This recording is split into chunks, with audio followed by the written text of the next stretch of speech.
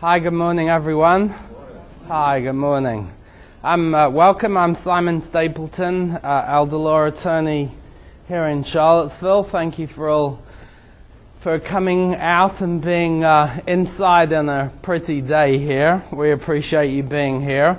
Everyone should have a packet of information, a pen. Anyone need a pen, something to write with? Just give us a shout if you need anything. You'll see inside the packet there's a bio. There's some information about me here. It has my name at the top and a picture of me at the bottom. I don't want to spend a lot of time talking about me because this is really about you and the information that you're here to find out about today. But just very briefly, I've been doing this a long time, 26, 27 years now. And what I'm going to be talking about to you today, elder law and asset protection planning, this is what I do exclusively. I don't do criminal law or personal injury or any of those other things. I just focus on this. And the reason why I mention that is that this is really enough for me to keep up with. We'll talk a little bit about Medicaid, and you'll hear there's federal and state laws which are changing all the time. So to really keep current in those laws, I really focus on this area, and I think it's important for you to know that going forward. This is probably not an area where a general practitioner, perhaps the attorney that did your real estate closing for you, for instance, this is probably not an area where a general practitioner would be comfortable because it's very specialized. So important for you to work with someone who really knows and understands it, I think. So anyway, having said that, enough about me. Let's focus on you here. And what I would like to do is I'd like to start out with a couple of questions for you. And Kathy, we have some Hershey's Kisses here, so we're going to bribe you with chocolate to speak up and answer the questions. So first of all, the first question I have for you is basically, why are you here? Perhaps you received an invitation or saw the ad, the flyer in the newspaper. What was it that attracted you about that? What questions do you have? Who'd like to be brave and start us off? Yes, sir.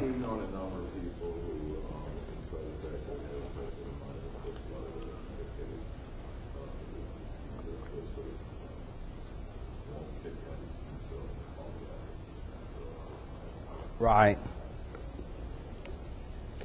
Okay, so what I heard you say was you've known some people who've had to spend down all their assets, basically spend down to nothing before Medicaid kicks in. So how do we avoid that? How do we protect ourselves? So we'll talk about that. We'll talk about Medicaid and the spend down. Who else has a question or something on their mind? The veterans benefits? Okay, great. We will definitely cover that.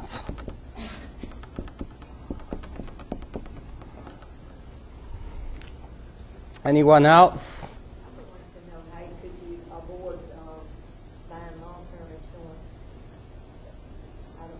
Okay. I've been trying to get long-term insurance for me and my husband. Uh-huh. And it's very expensive. Right. And it doesn't cover for just a couple of years or more. And I was just wondering how could you avoid doing that?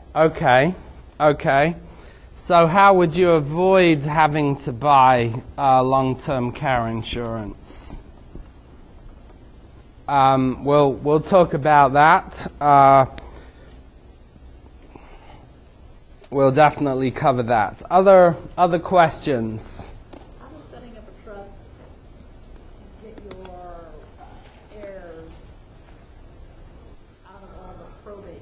Okay. All right. Very good. Trust versus probate. Probate is what the steps that you have to go through after someone dies, and how can you? I think your question is, how can we avoid that? We'll definitely talk about that, and talk about trust too as a way to avoid that. Anyone else? Anyone here have a spouse or a loved one who's currently in a nursing home, or already in a nursing home, or about to go in? Okay. So it sounds like many of you here then may be more interested in, we'll focus on the more longer term, the planning with trust, typically where we have a little bit more time to plan. That's good that if there are folks here that are not in crisis in a nursing home right now, we can spend a little bit more time on that because we have more options there. Okay, great. So that gives me a good idea of where to focus our attention here. Everyone should have this handout. It's about 5 pages. Everyone got one of these? It says Long-Term Care Planning Workshop. And you'll see, if you don't have a pad with you, you'll see there's on page 5 of the handout, there's a question and answer. Just write down your questions there as we go through so you don't forget them.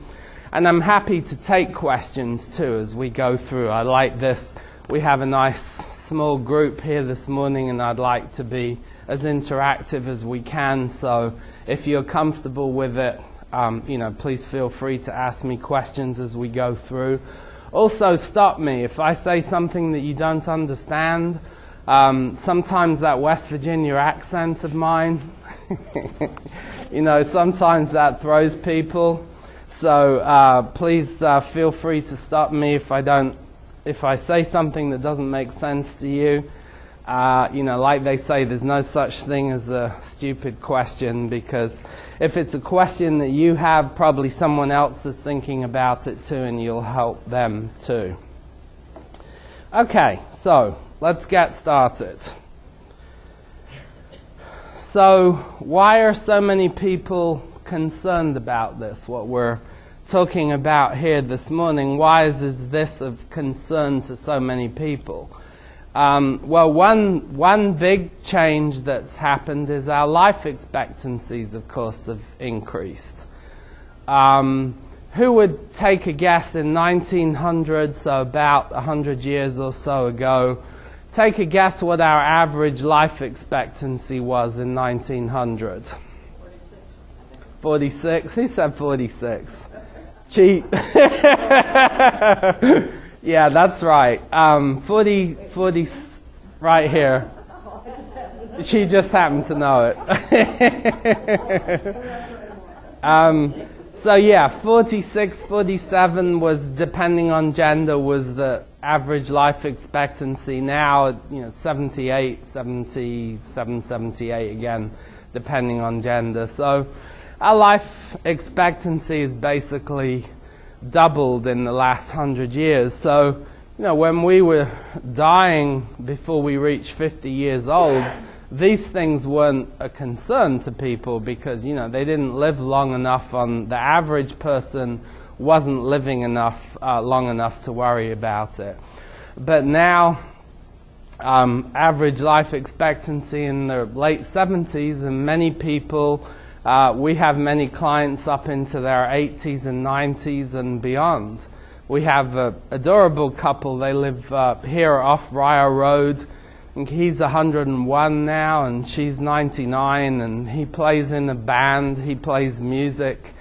They come over and practice at the house every Friday, and it's great. They're able to still have a good quality of life and live at home. They have people coming into the house to take care of them, but they're fortunate enough to be able to afford that. But of course, looking bigger picture, with all of us living much longer nowadays, that's putting a great strain on our government at the federal as well as the state level. Medicare, Medicaid, Social Security, all those systems, of course, are being stretched by our aging population. My generation, the baby boomers, people 65 or born after the 45, after the Second World War.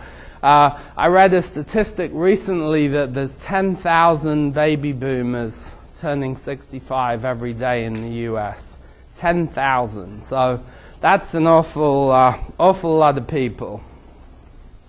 And the other big thing that's changed is our society has changed. You know, we think back to 1900. Perhaps we were on a farm or just moving into the cities, but everyone tend to stay together in the same house or next door to each other. And when grandma was young, grandma would take care of the grandchildren, and then as the grandchildren aged, they would take care of grandma as she got older. That rarely happens now. Everyone's spread out all over the country. You know, I have many instances where my clients, the parents, are here in Charlottesville.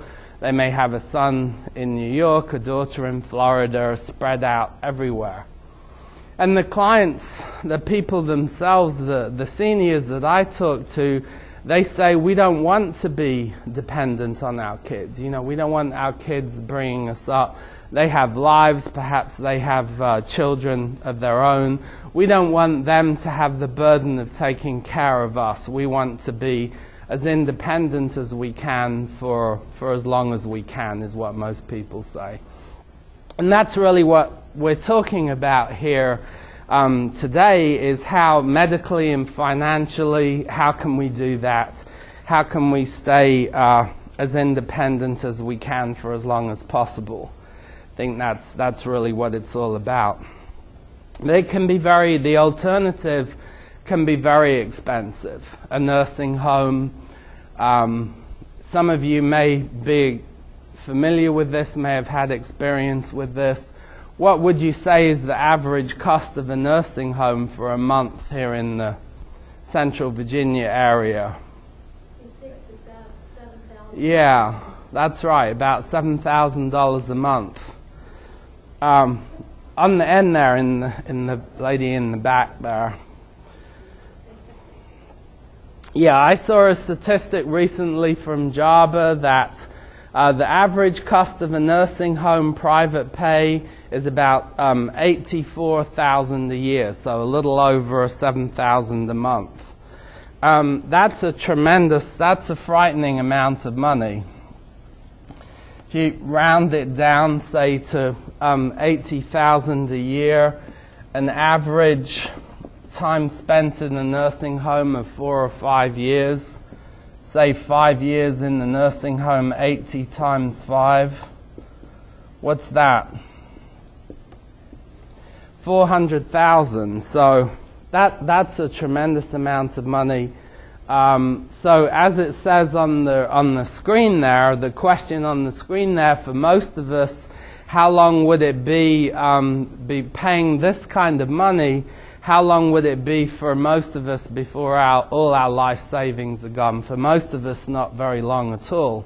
And this is an average. You know, some people, it's true, some people only go into a nursing home for a few months.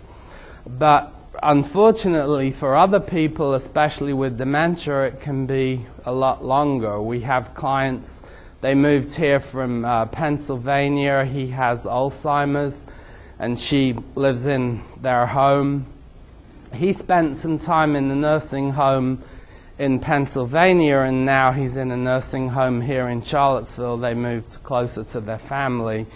Between the two states, he's been in a nursing home now for 11 years with Alzheimer's. So you can imagine at these rates, she had about $300,000 or $400,000 left when she came to see me. She waited a long time, unfortunately, to see someone. And so they had spent well over $1 million in his nursing home care during that period of time. It's just a incredible amount of money.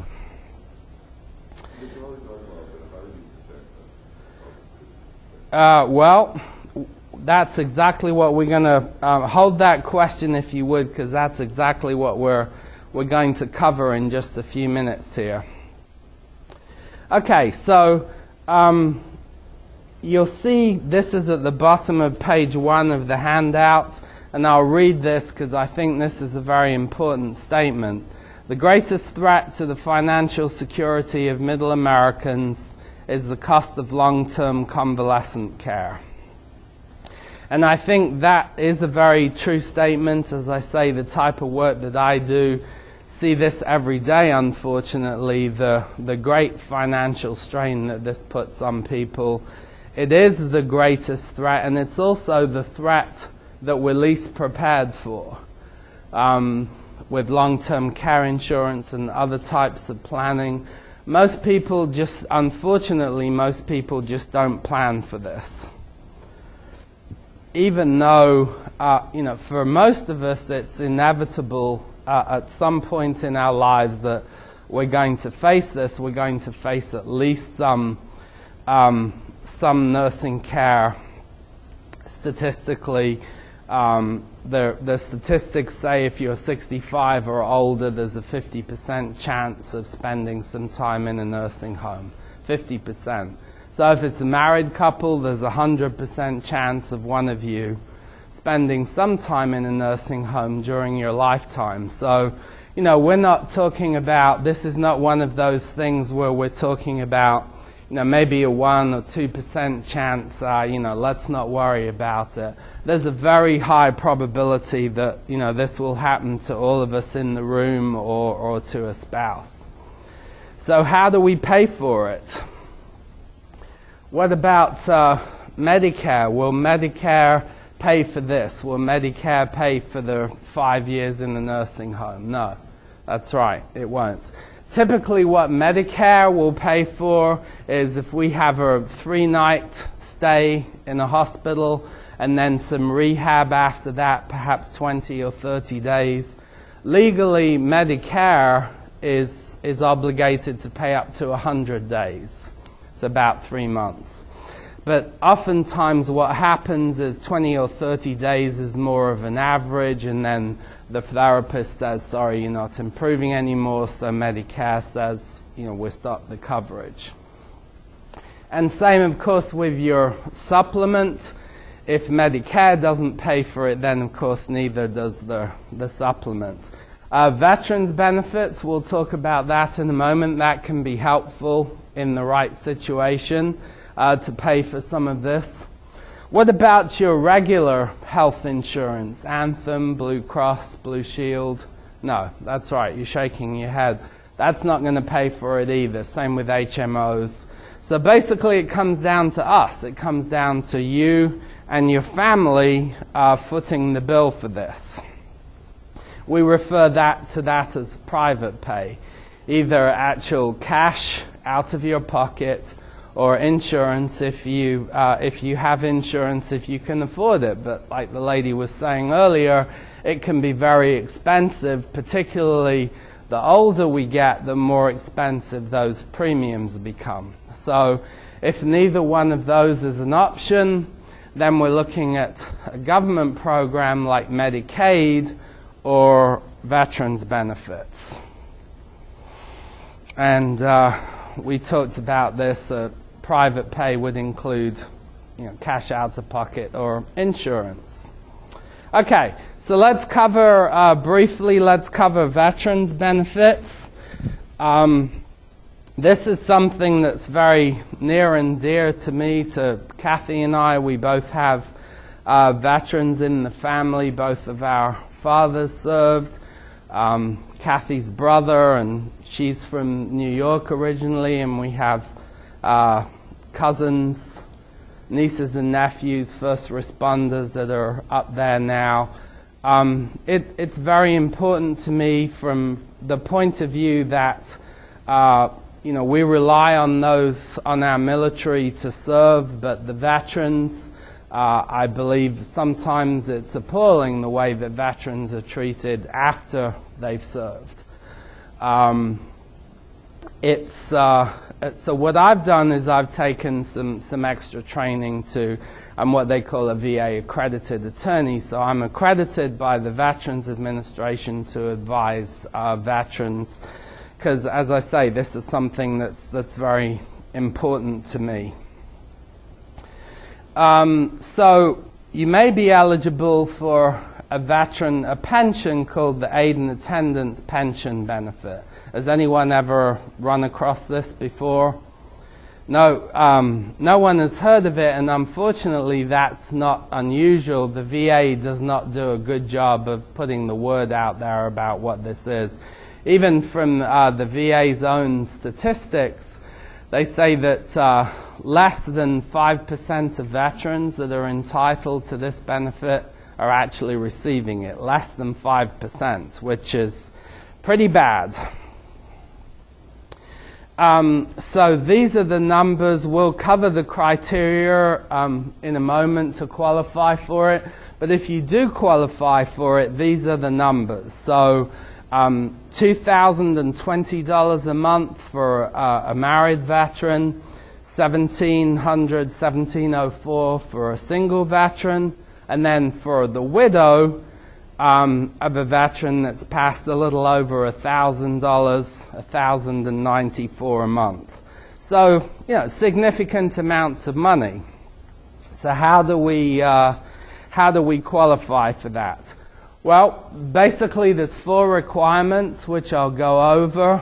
Wartime service, we'll go over the dates for that. A disability requirement, a net worth requirement, and an income requirement. So,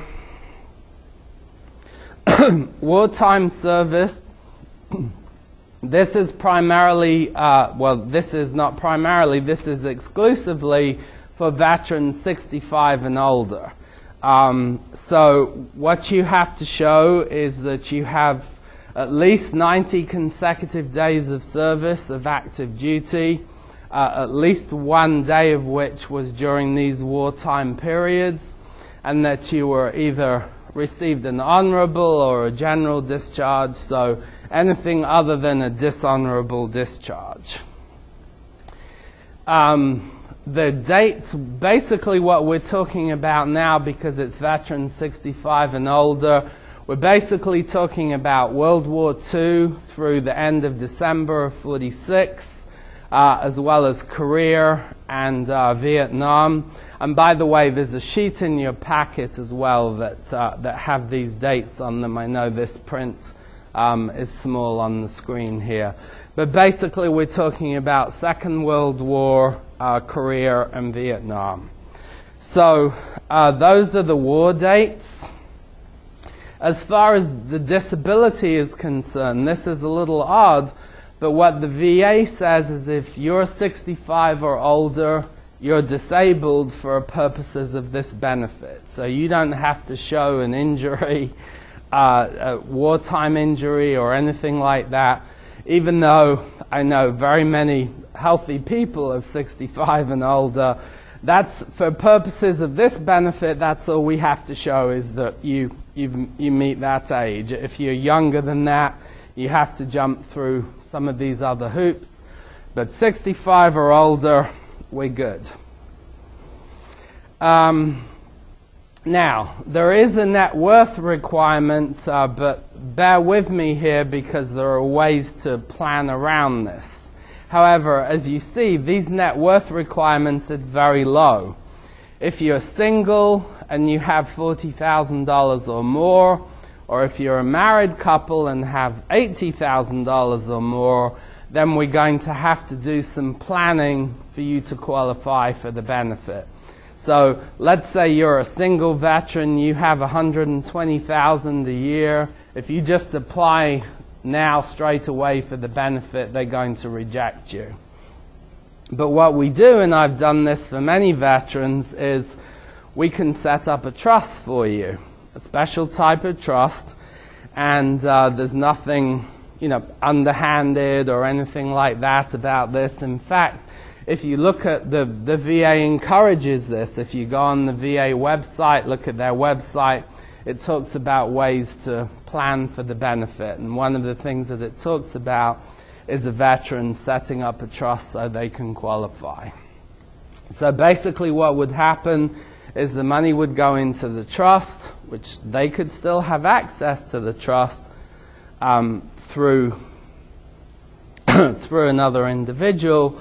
But what we would do is we'd put funds in the trust and then they'd be able to apply for the benefit right away. Sure.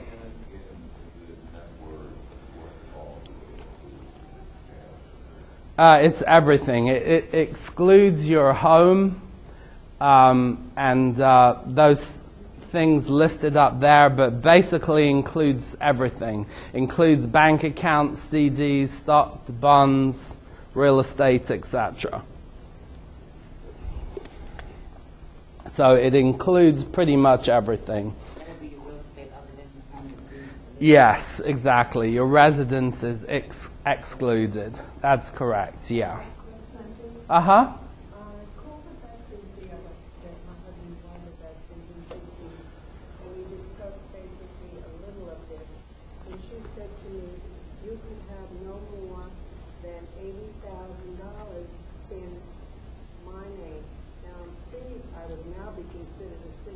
Uh-huh. It's showing 40,000.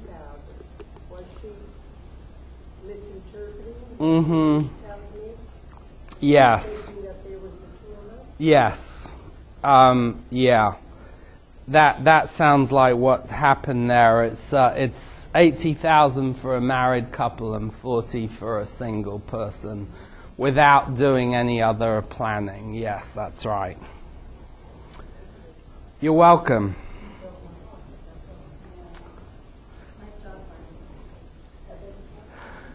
Don't shoot the messenger. Okay, but there are, as I say, there are things that we can do, such as setting up a trust, certain annuities. There are other things that we can do to help you qualify. Okay, so then the next part, we talked about assets. The next part is the income requirement. And basically, you know how the government, they love these in acronyms. Gross income minus UME equals IVAP. What does all this mean? Basically, your gross income, obviously, we know what that is. Unreimbursed medical expenses, so we take those off, and that equals your income for VA purposes. So let me put that into plain English for you. Let's say I'm at a facility here in Charlottesville, like Morningside, let's say, an assisted living facility. And my income is $2,500 a month, and I'm paying $3,500 a month to stay at assisted living in Morningside. So my expenses, my unreimbursed medical expenses are higher than my income, so I qualify for the benefit. So that's basically how that works. Now, you remember at the beginning we talked about it's important that you really work with someone who understands this material, and this is one of the reasons why, because what I've seen some veterans do, like the lady that had the question a moment ago, they talk to the VA and the VA says, no, sorry, you have too much money to qualify for the benefit. So then what they do is they give money away, let's say to a son or a daughter, and that's allowed for VA purposes. I mean, I don't recommend it, but it is allowed under the rules. So then they say to the son, here, you hold the money for me, then they qualify for the benefit. Well, what happens if later on down the road that person needs Medicaid? Even though that gift to their son was allowed by the VA, it's not allowed by Medicaid. And there's all kinds of complicated rules now about when, if you make a gift, when the penalty period for that gift starts. But be careful about saying, well, I'm not going to worry about Medicaid, I'll never need Medicaid. Because if we get to the point where we're in a nursing home at $7,000 or $8,000 a month, then even though that VA benefit of $1,000 or $2,000 may be good, if you're paying $3,000, you get $2,000 towards that, that's great. But if you end up in a nursing home paying $7,000 or $8,000 a month, then that $1,000 or $2,000 isn't going to go far. So for many reasons, that's one of the reasons why we need to be very careful about gifting. So important with this always to be thinking, to be planning for the future, because as I say, these Medicaid rules, they can be tricky. Sure.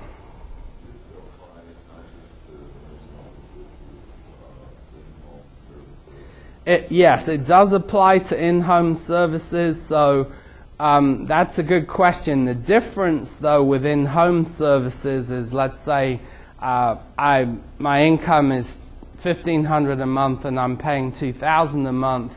The VA will pay the difference, so the VA will pay the $500.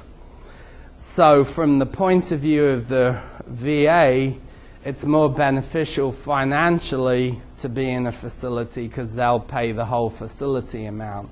Although, of course, most people would rather be at home.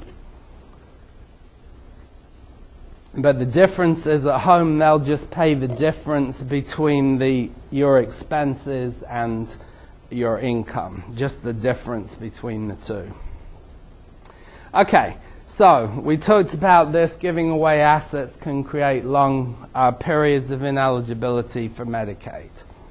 Okay, so going to cover, we've talked several times about Medicaid, so we're going to talk a little bit here about the Medicaid rules so you understand them, because it's important to know this information, even if you're planning more long-term. When we're doing long-term planning, it's still important to understand these Medicaid rules because they're going to impact us later on. And like it says on the handouts here, we're basically, bottom of page 1 again, we're basically talking about two scenarios. When there's no time to plan, which is Medicaid, what we're going to talk about right now, versus when there is time to plan, we have someone is not in the nursing home right now, we have a little more time to plan.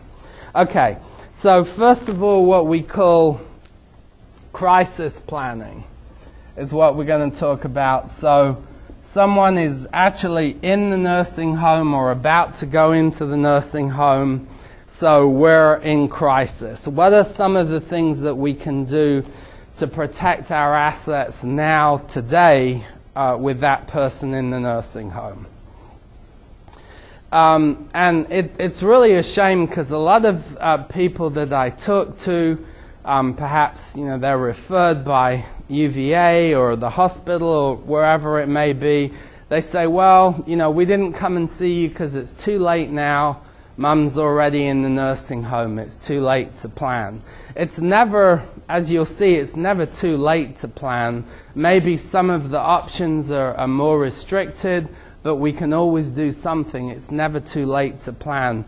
With a married couple, typically I can protect with one of them, even with one already in the nursing home. For a married couple, typically I can protect 100% of their assets, or about 40 or 50% for a single person, again, already in the nursing home. So it's never too late, we can always do something. Okay, so let's take a look at these Medicaid rules. How do they work? And as it says on the slide there, this is applicable whether you're single or married. Basically, we have exempt and non-exempt assets. So first of all, exempt assets, your home. But a big caveat there. Blocks on, I didn't do blocks on. Quick story.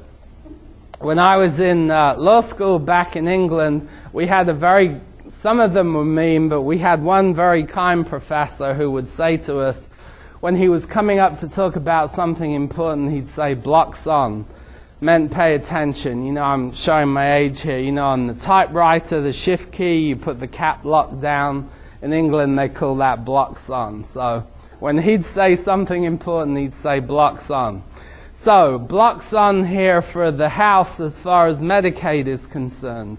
The house is exempt, but it's only exempt as long as one of the owners is living in it. Okay, so if you have a married couple, let's say he's in the nursing home, she's home in the house is exempt. But let's say he passes away and then she has to go into a nursing home.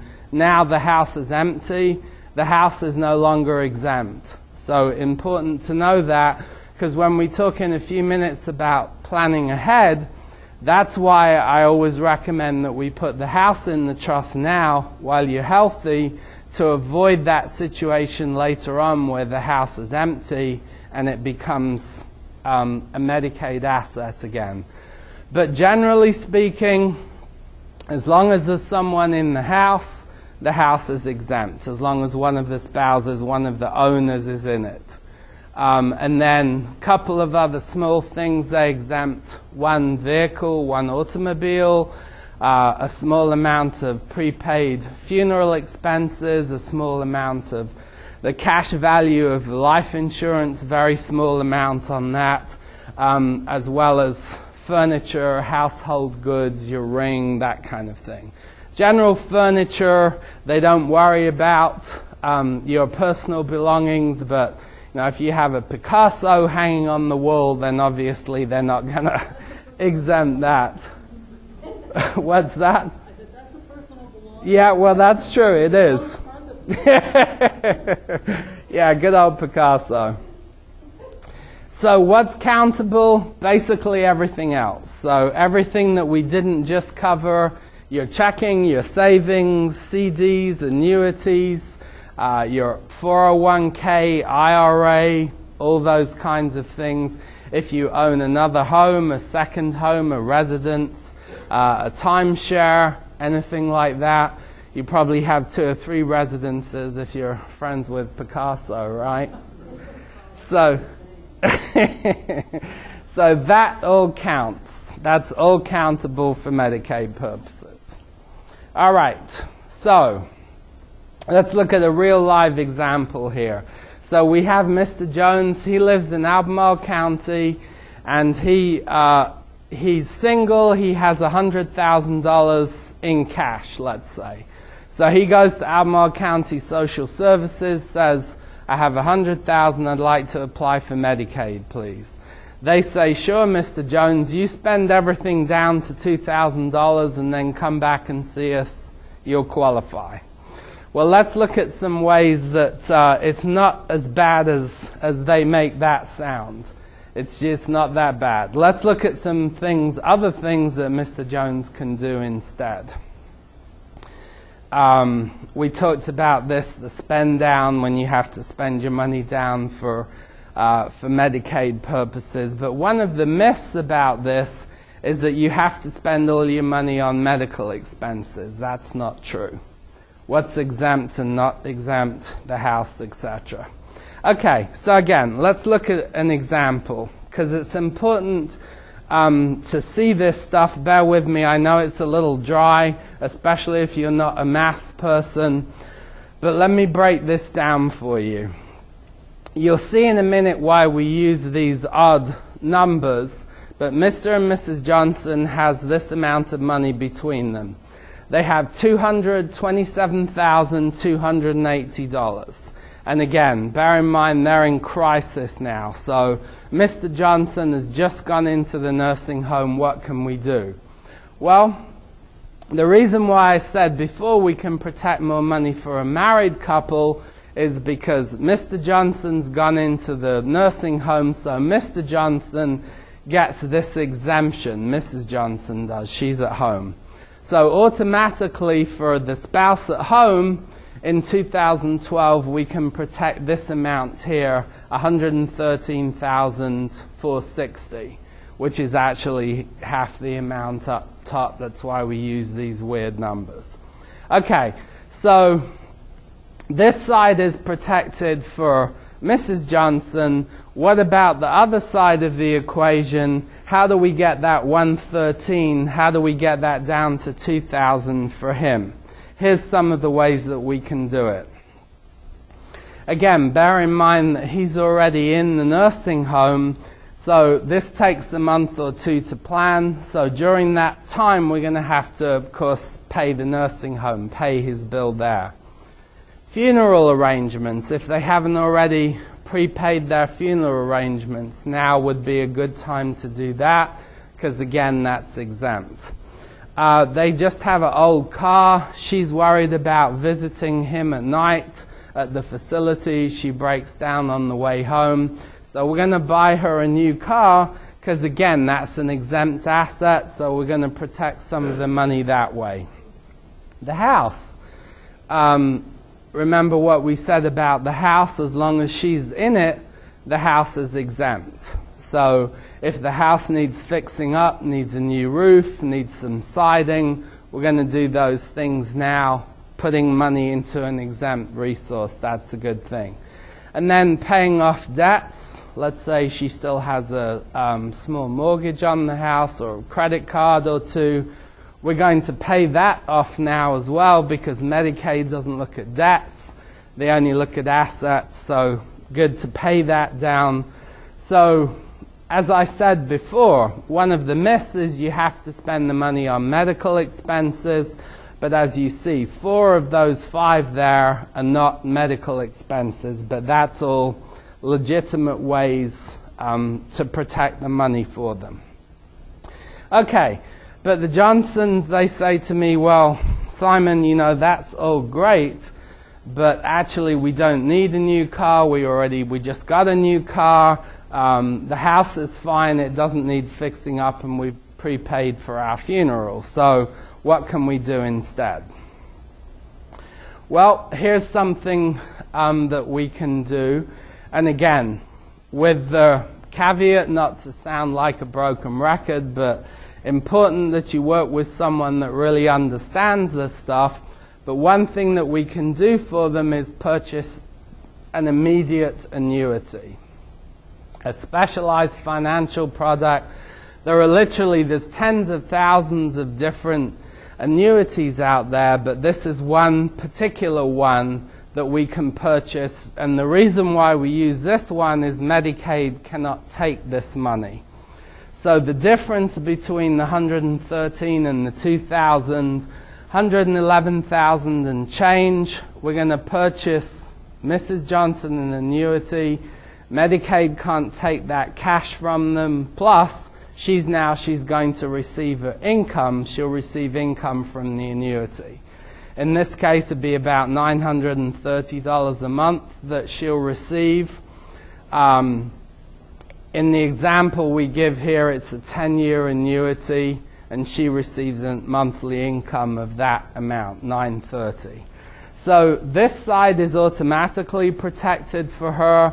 The other side, we've created an income stream with the annuity, so all the money is saved except for $2,000. Much better result there than when we talked before about Mr. Jones, spend the $100,000 down to $2,000. So much better result here. Okay, so one more thing we need to cover here, then we're done with Medicaid. This type of planning used to be relatively simple, but then along came this federal law which passed a few years ago, came into effect in 2006, called the Deficit Reduction Act. This is a federal law, but Medicaid is a federal and state program, so it came into Virginia and all the other states as well. I'm just going to disappear off camera here for a minute. Grab this. This helps us explain the Deficit Reduction Act, because as I say, this is a little bit confusing. So one of the things that we get confused about, including a lot of other lawyers, one thing that they get very confused about is the Medicaid look-back period. really, I think to understand it, the best way to look at it is it's a look-forward period. So what does that mean? How does that work? Well, let's say I make a gift here in 2012, and what I mean by a gift is a large amount of money. Let's say Kathy and I get crazy.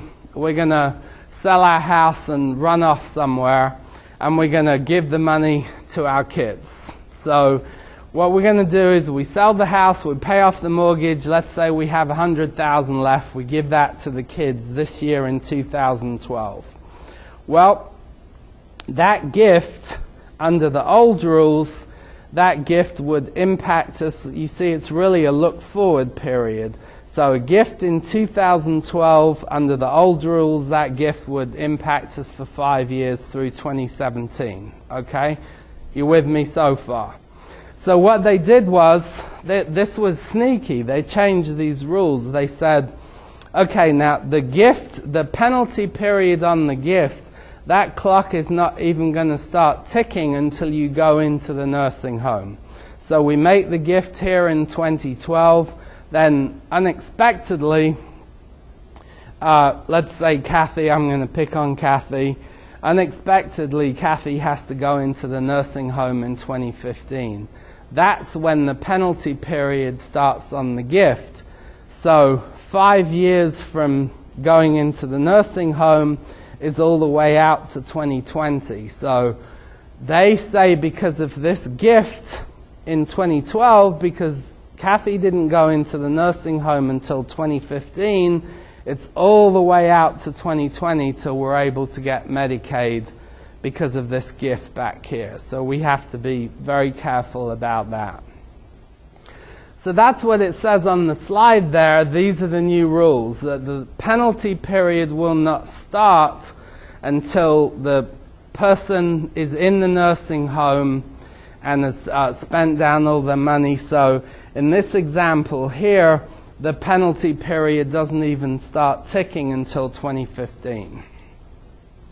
Okay, so that's a look back period. And the other thing that the law did, it used to be 3 years, and as you see here, it changed the look back period, right? Changed it to 5 years.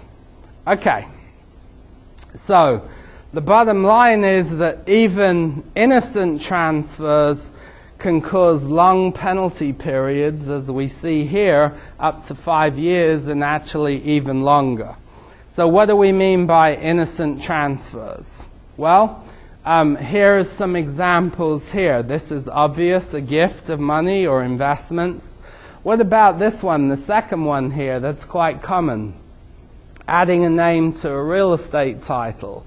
So the situation here would be mum and dad are getting up in age. They have 2 children, so they add them to the real estate title. Well, legally, as far as Medicaid is concerned, that's a gift of half the amount of the house. So that's going to cause a penalty period. The last one here, a relative withdrawing money from a joint account. So let's say the example here would be mum's getting up in age, she's forgetting to pay her bills, so she puts her daughter on the bank account. The daughter withdraws money from the bank account. Again, that's considered a gift from the mum to the daughter. So these are all things that we wouldn't necessarily think of, but we got to be very careful. If Medicaid is in the picture here, we have to be very careful about all these situations. Yes? You mean if the daughter is managing the finances for the mother, and she pays something, an expense that the mother incurred, they're going to consider that a gift? No. Good question. Thank you. No. If she's paying bills for mum, that's fine. That's not considered a gift. Exactly. That's a gift. Yes.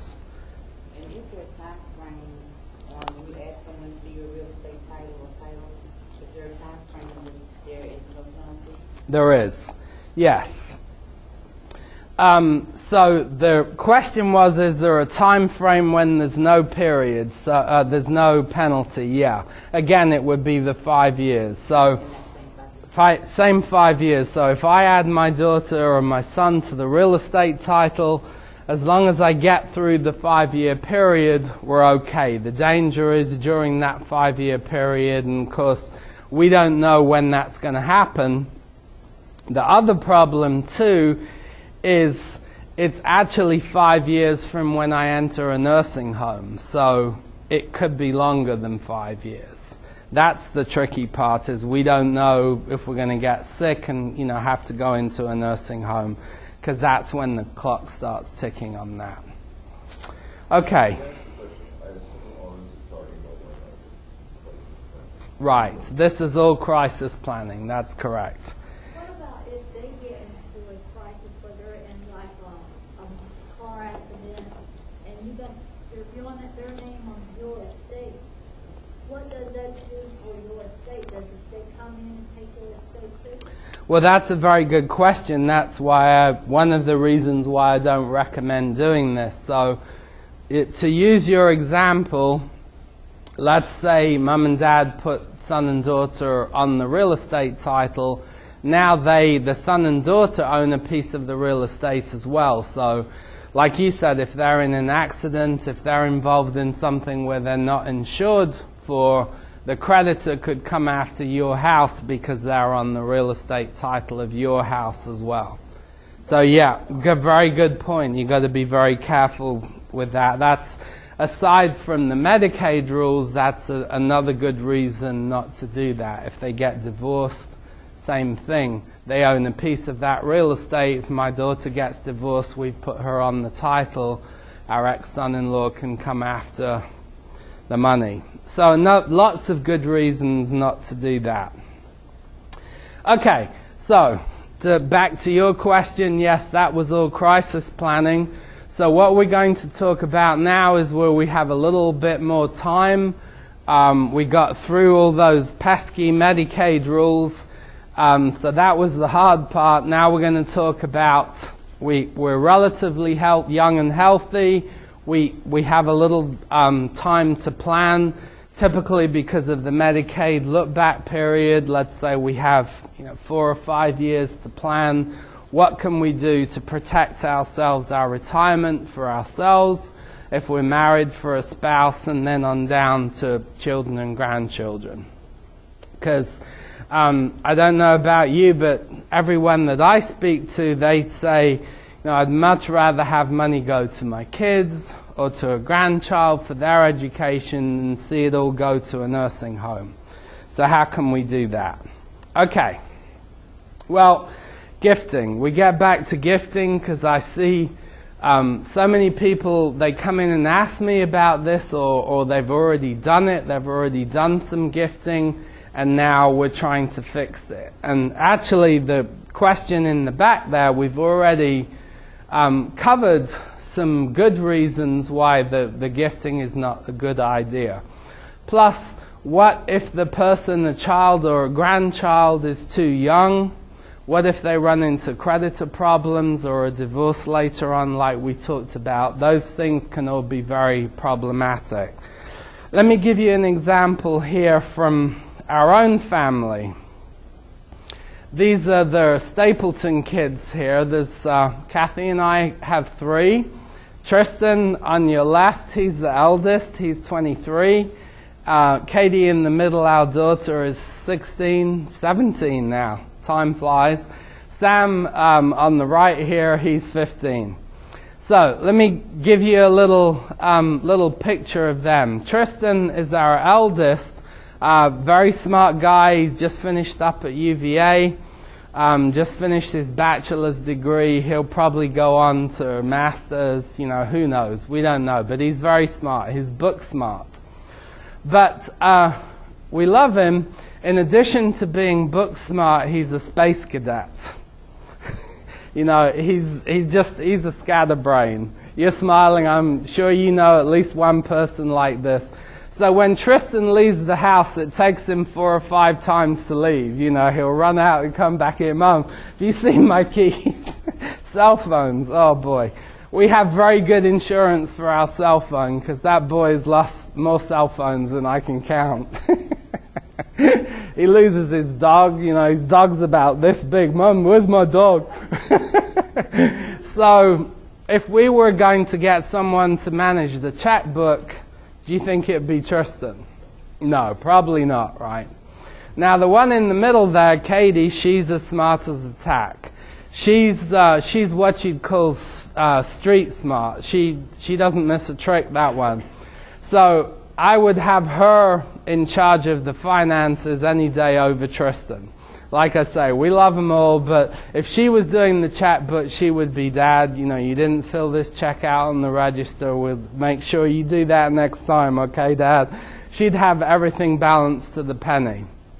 So she'd be a good one for the finances. And then Sam, our youngest, he's 15. You know, we're not sure yet which way he goes. He shows a little bit of Tristan tendencies, but there's still time for him. And he's interested in anything medical. So I'm sure our medical power of attorney, you know, we want him involved in any medical decisions. That's his great interest there. But the point that I'm making is, like they say, different horses for different courses, right? Everyone's different, so we need to pick these roles carefully. And just back to the other slide here for a minute, even if we do pick Katie, you know, if we're going to make that big gift to them, we're going to sell the house and run off to the islands. Even if we made that big gift to Katie, we might think we're doing the right thing because she's level-headed, she's good with money, etc. But again, what if she runs into creditor problems or has a divorce later on? We've given her a lot of money, we put her on the deed to the house. Now we could be in trouble with those creditors of hers or her ex-son-in-law. We don't know, none of us knows what the future holds, you know, now or down the road. Drug or alcohol problems, obviously, we hope not, but we don't know what the future holds. So, what do we do instead? Okay, so the first thing that we need to do is your estate planning needs to be brought up to date with the challenges of the DRA, the Deficit Reduction Act. What does all that mean? Let me give you an example, and this is a very common one, give you an example of one thing that we don't want to do. This is what we call the I love you will, and I'll give you, even though this is very common, I'll give you an idea of example of why this can be a bad thing. So what are we talking about here?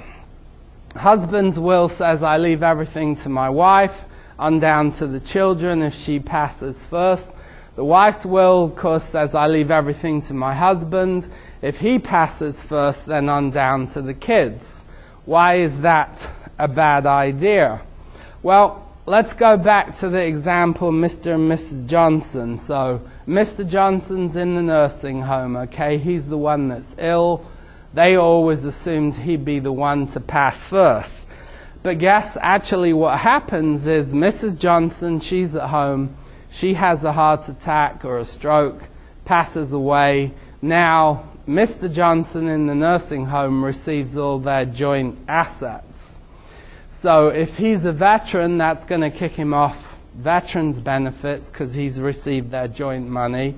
Or if he's going to apply for some other government benefit, he won't be able to do that because, again, he's just received their joint assets.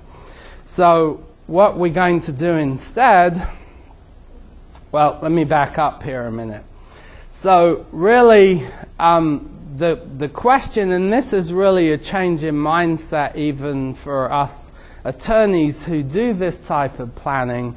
We used to think a lot in estate planning 10, 15 years ago, everything was based around what happens when you die. You know, we want to make sure we avoid probate like we talked about, we minimize your taxes, we don't pay estate taxes.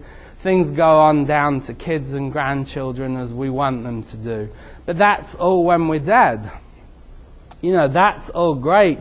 But what about keeping our money now for when we're alive? That's really much more important. because everything we've talked about. We're all living longer, we have these long-term care expenses, etc. So the new question, the question that we should be asking ourselves is not what happens if we die, but what happens if we become ill and have the long-term care expenses instead. So that's why with Mr. and Mrs. Johnson, we want to be thinking about, is there a better way than everything just going automatically to the other spouse? What if he's in a nursing home and he doesn't want that money to go directly to him? So we have the I love you dearly but plan. I still love you, honey, but we're going to have a plan B in place here. So what's that all about? Okay, so skip over, if you would, on the handouts here, skip over to page 4. What to do again now, we're talking about what to do when there is time to plan. Legal documents building a foundation. And these are documents that we should all have. Kathy and I have them, you should have them, your parents, your kids. Everyone, regardless of age, should have at least these documents. So what we're talking about here is 2 powers of attorney, so a financial power of attorney and a medical power of attorney. Sometimes we refer to that as the healthcare directive, and which includes the medical power of attorney, living will, and then either a will or a trust. One of those, and we'll talk about which works best. Okay, so first of all, financial power of attorney. This is a very important document, often overlooked, or sometimes someone will come in and they'll show me something that they've pulled off the internet, and it doesn't really work. It's very important, taxes, Social Security, for lots of different reasons. This is an important document. For example, the IRS, if your power of attorney doesn't say, I give my agent permission to talk to the IRS about my income taxes, then they're not going to be able to help you. So by agent, I mean, Kathy, if I'm no longer, if I'm starting to lose it mentally, then Kathy would help me with those decisions. She might say, we're there already on that one. And then if Kathy's no longer able, then our daughter Katie would do it. That's what I mean by their agent. And it's very important that those powers are specifically spelled out in the power of attorney to deal with real estate, taxes, Social Security, gifting, etc. So if you have the situation with the Johnsons, we could avoid everything going directly to Mr. Johnson. Healthcare power. That's a medical power of attorney where we say this is the person that I want to make my medical decisions for me. And then the living will, that would cover the Terry Schiavo. You remember the Terry Schiavo case? Yeah. She was very young, and unfortunately she didn't have this document in writing. She was on a feeding tube. The husband and the parents got into a big fight about what should be done. Should she be taken off the tube, the machine? Husband said she wouldn't want to live like this. I want to pull the plug. The parents said, no, we don't believe in that. That's not our decision to make. They went to court all the way up to the Florida Supreme Court, spent tens or probably hundreds of thousands of dollars fighting over this, what's really a very simple document. So I encourage everyone to have this document, a living will, in place, and to let your spouse or let your loved ones know ahead of time what your feelings are on this, so they're not trying to make that decision for you in crisis when they're grieving. Very, very important. And then the last one there is the HIPAA directive. What that is if you go into a doctor's office or to a hospital, they have you sign a release. That's a HIPAA release for relief of medical records. this would go to your family members so they can obtain your medical records to make medical decisions for you. Okay, so those are the basic documents. Now let's talk a little bit about the difference between a will and a trust. We haven't had a kiss in a long time. So here's a question for you. If you have a will, does the will have to be probated? Who says yes? I would say yes. Mm-hmm. Anybody say no? I'm not going to tempt you into an answer, huh? When my dad died, my mother did not have to pay for Right. Well, the answer is it depends. For the most part, yes, if you have a will, it does have to be probated. I think we should have a little prize here nonetheless. It is a trick question. It's a sneaky question. So, for the most part, unless everything, like you mentioned there, unless everything is between spouses and goes automatically from one to the other, typically, if you have a will, it has to be probated. And probate is a hassle. Those of you that have been through it, you know, it's expensive, it's time-consuming, it's not quite as bad here in Virginia as it is some other states like New York, California. It's very expensive, 10% of the estate. But basically, what you have to do, it's a public process, so you take the will down to the courthouse, you're admitted as executor of the estate, and then you have to start doing all these filings. You have to notify the heirs, you have to file an initial accounting, so an inventory of all the assets in the estate, how much each one is worth, and so on and so forth. And that has to be filed with the court each time. Of course, the court charges a fee. There's a probate fee if you have an attorney involved. Then there's attorney fees as well. And the reason why you go to an attorney, they charge you perhaps $300 or $400 for a will. They know that the big expenses typically is going to be on the back end, so they'll charge you a minimal amount of money for the will because they're thinking one day they'll probate the will, and that's where the lawyers charge a lot of money, so something to be aware of there. That's the probate process. So does that mean you update it like, you update it after you make a will? You update it like, add on? You update it, yeah, you can update it. You can have a codicil, what's called a codicil, which is changing the will as you go along. But a better way to do it is with a trust, because you set up a trust. You only set it up once, and the trust avoids probate altogether, because what we're doing with a trust is we're putting the assets now inside the trust, so they don't have to be probated.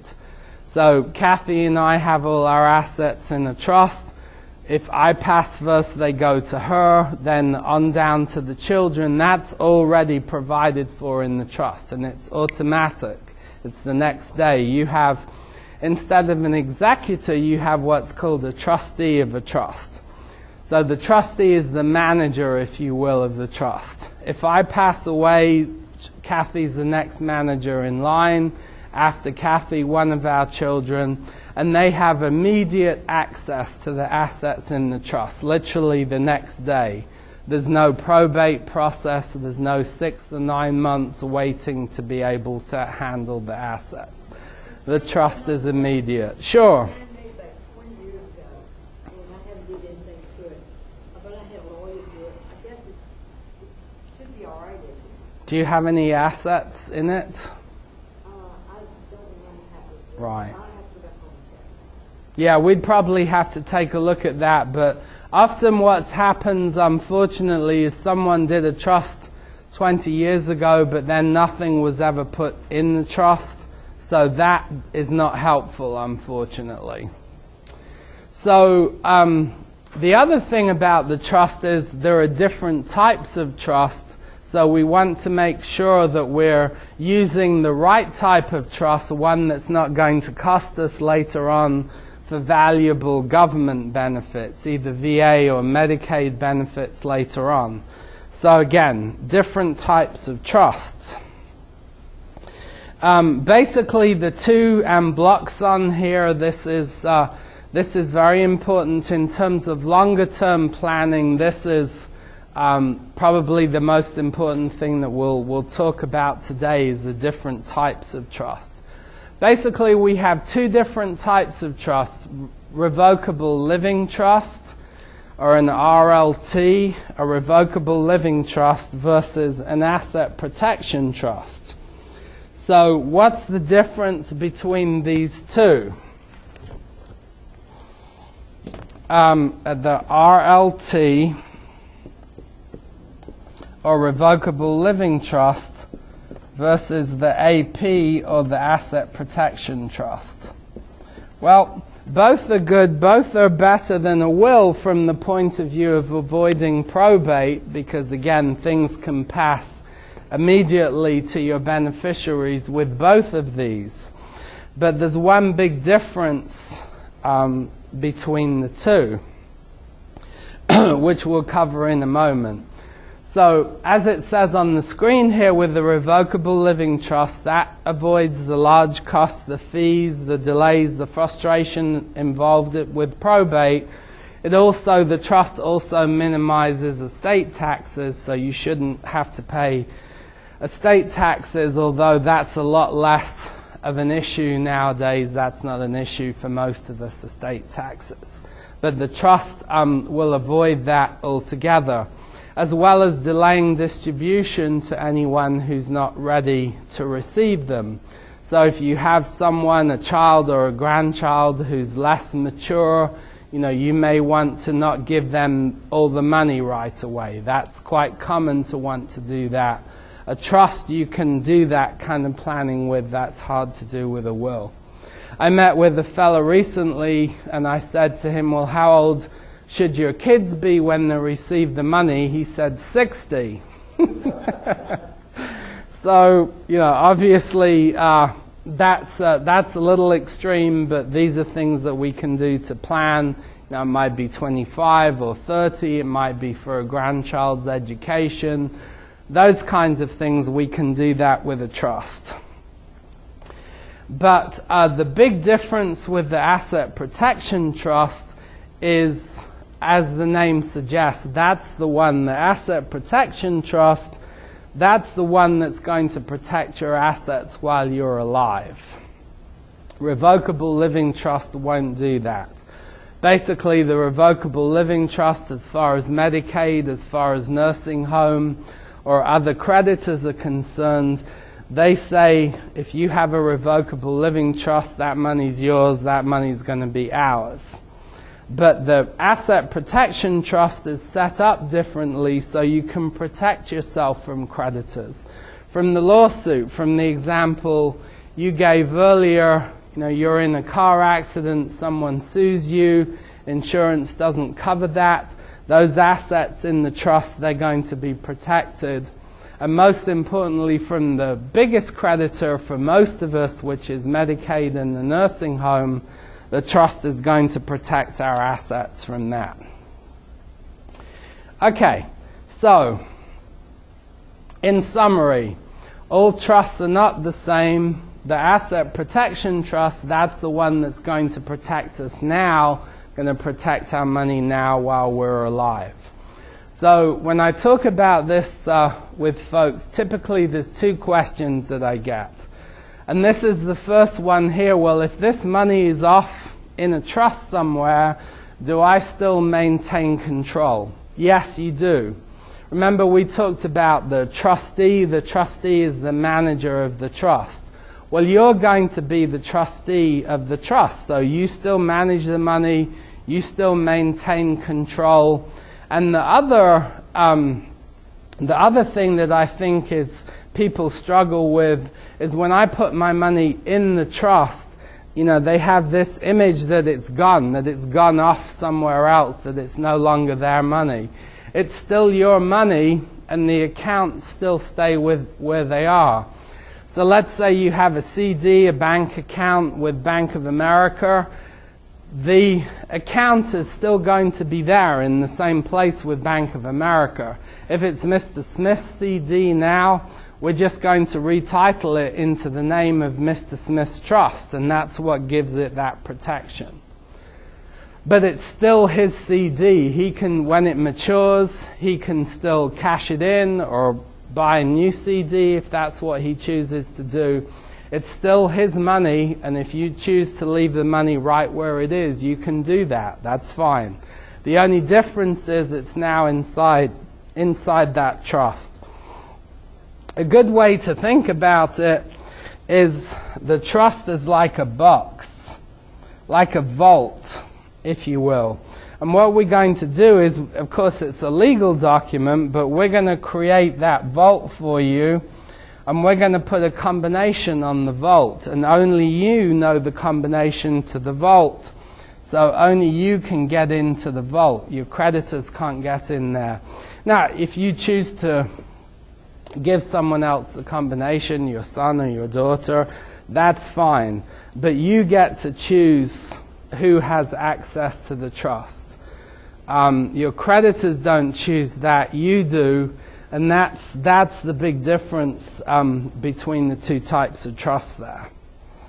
So the question was, what does the trust include? So the trust includes your real estate, your residence, any other real estate that you own, CDs, savings, if you own a copyright, if you own a collectible car, you wanted to put that in the trust, a gun collection, you know, whatever it may be. The lady's Picasso there, all those, all those things go in the trust and they're protected. No, that's the only type of asset that cannot go into the trust is the 401k. How about an IRA? No. There are same thing. IRAs, 401ks. I'll save a minute at the end to go over those questions with you. There are other ways that we can protect those, but they do not go in the trust. That's an IRA requirement. Yes, ma'am. Can they touch the money that you have put aside for your funeral? I mean, I've already paid for it. Yeah, if it's set up the right way, if it's a prepaid funeral, that's protected. Sometimes what people do, like Teague or Hillam Wood or one of those folks, they'll have a what they call a funeral trust, and you can put the money in the trust and it's protected that way. But okay, if it's just in a regular bank account, no, it wouldn't be protected. No. Do you have to have an okay from your mortgager before you can put a mortgage piece of property in it? Yes, that's a good idea, although nowadays banks are very used to seeing that. In the older days, what we used to do, 20 years ago, we had to jump through these hoops of taking it out the trust and, refinancing the mortgage or whatever and then putting it back in the trust. But most companies understand now there are many trusts and they don't have a problem with it. The problem with the mortgage is it has what's called a due on sale clause. So if you give the house to somebody else, then the mortgage becomes due. But transferring it into the trust does not trigger that. Let me use this clicker here. Okay, so the asset protection trust, same advantage as the revocable living trust. And again, now the trust becomes like your will, except of course you don't have to probate it. But the trust says now you decide where your assets want to go. So a spouse, son, daughter, niece, nephew, a church or a charity or whomever it may be, that's in the trust. This is where I would like my assets to go. It involves a simple retitling. Very good. This is a very good situation we find for second marriages or blended families where there are children from 2 previous marriages.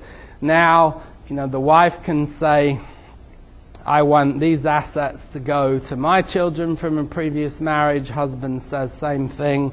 So the assets are going to their children, not to strangers.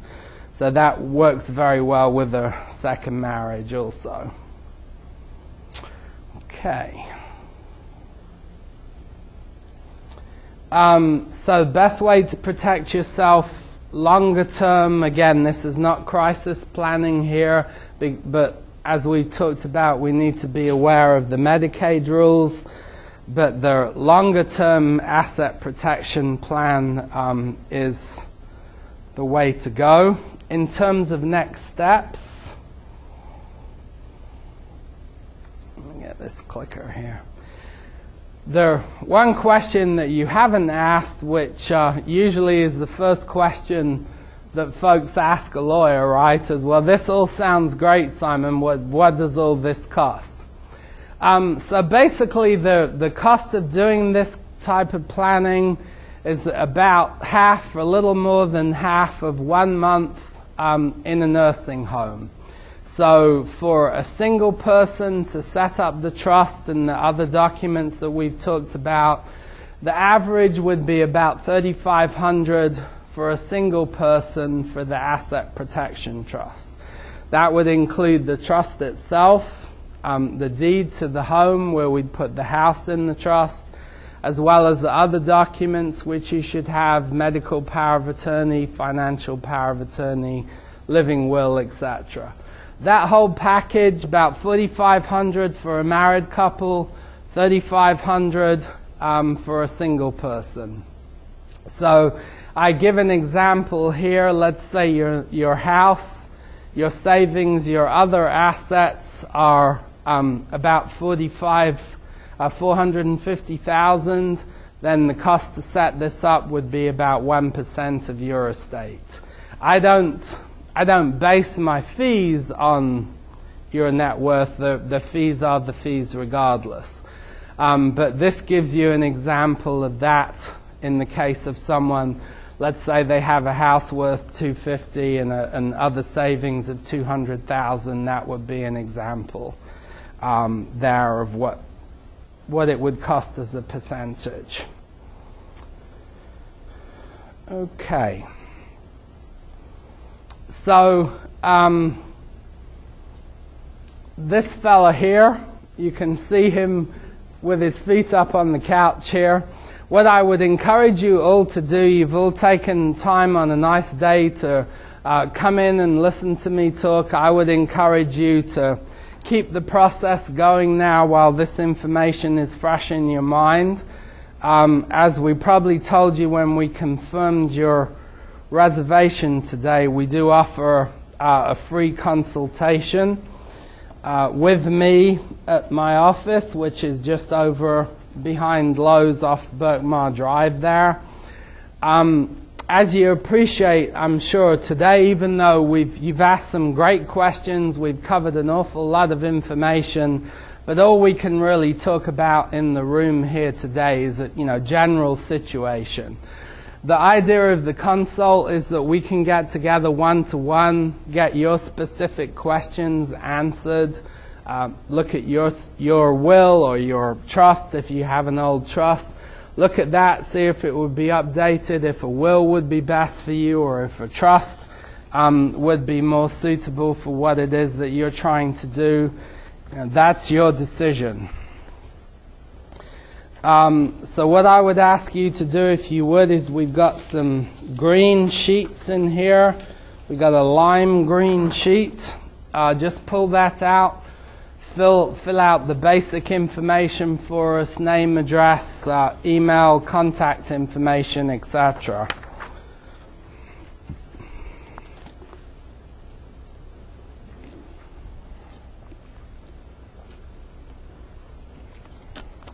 And if you do use email, by the way, just let me say that obviously, because I'm an attorney, anything that you write on the sheet here is confidential, and it's subject to attorney-client privilege. We absolutely don't share any of your information without your permission, and that includes your email address. So if you'd like to give us your email, we do send out information which is useful from time to time by email on some of the subjects that we've talked about today, dealing with Alzheimer's. I have a lot of clients battling Alzheimer's and dementia. We have very good information about that on our website as well as veterans benefits, asset protection, Medicaid planning. So it's free, there's no obligation. Just give us your email if you're interested in receiving any of that information. As well as Kathy has my calendar up front there, so if you're interested in a consult, we have some times available for next week, Monday and Tuesday or Friday of next week. Just check AM or PM. Hopefully you have your calendar with you and you can see which of those dates are good for you. And as I say, Kathy has my calendar. If you're not sure but you'd like to come in, just go ahead and check the box. We'll confirm with you on Monday. If you get home, that time doesn't work or whatever, just let us know. If you know for some reason that one of those dates definitely do not work, but you'd still like to come in, just check the box there. Please contact me about scheduling an alternate date, and we'll do that. Basically, the way that we look at things is as I hope you see from this morning, I'm here to educate you. We don't do a hard sell or anything like that. That's just not my style. If you come into the office for the consult, you're welcome to do that, and decide not to proceed, that's fine. No one is out to twist your arm. Oh, one other thing, if you would, just on the form here, just give us an idea so we can let you know how we can help you. Excluding your home, what's the approximate value of your assets? If you would, just check one of those boxes there also.